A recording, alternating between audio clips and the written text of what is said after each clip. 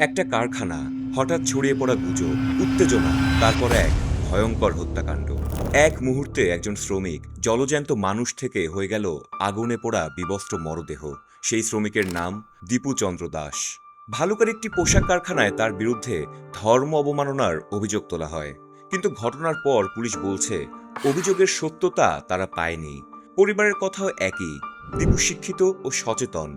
তিনি এমন কিছু করতে পারেন না। বরং উৎপাদন বাড়ানো নিয়ে কারখানার ভেতরের বিরোধ থেকেই তার বিরুদ্ধে পরিকল্পিতভাবে অপবাদ তোলা হয়েছে বলে দাবি করেছেন তার বাবা রবিচন্দ্র দাস ও বোন চম্পা দাস। সবচেয়ে ভয়াবহ প্রশ্ন হল, অভিযোগ উঠলেই আইন কোথায় থাকে? র্যাবের বক্তব্য অনুযায়ী কারখানার একজন ফ্লোর ইনচার্জ তাকে চাকরি ছাড়তে বাধ্য করে উত্তেজিত জনতার হাতে তুলে দেন, পুলিশের হাতে নয়। এরপর তাকে গণপিটুনি দেওয়া হয়। পরে মরদেহ ঢাকা ময়মনসিংহ মহাসড়কের পাশে নিয়ে গিয়ে বিবস্ত্র করে আগুনে পুড়িয়ে দেওয়া হয়। এই বিভৎসতা গা শিউরে ওঠার মতো। একজন শ্রমিককে নিরাপদে সরিয়ে নেওয়া, তদন্ত শুরু করা, পরিস্থিতি নিয়ন্ত্রণ করা, এই দায়িত্বটা আসলে কার ছিল? পুলিশ বলছে কেন তাকে পুলিশের হাতে না দিয়ে জনতার হাতে তুলে দেওয়া হলো তা খতিয়ে দেখা হচ্ছে। কিন্তু এই খতিয়ে দেখা কি একটি জীবন ফেরাতে পারে? রাষ্ট্র ঘটনা ঘটার পরে শোক প্রকাশ করে।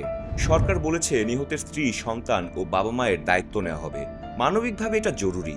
কিন্তু রাষ্ট্রের দায়িত্ব কি শুধু ঘটনার পরে সহায়তা, নাকি ঘটনার আগে নিরাপত্তা নিশ্চিত করা? তাই দীপুর মৃত্যুর পর রাষ্ট্রের সামনে আসল পরীক্ষা একটাই: গুজব, উস্কানি আর মব জাস্টিস থামানোর সক্ষমতা সত্যিই কি এই রাষ্ট্রের আছে, নাকি অভিযোগ আবারও কাউকে কারখানার গেট থেকে মৃত্যুর দিকে ঠেলে দেবে? আর এই প্রশ্নগুলোর সবচেয়ে ভারী উত্তরদায়িত্ব পড়ে যায় দীপুর ঘরের ভেতর, তার স্ত্রীর আহাজারিতে, বাবার নিঃশব্দ ভেঙে পড়ায়, স্বজনদের অসহায় চাহনিতে। দীপুর ১.৫ বছরের শিশুকন্যা আছে। সে তো জানে না কোনটা অভিযোগ আর কোনটা গুজব। জানে শুধু বাবার হাতটা আজ আর তার মাথায় নেই।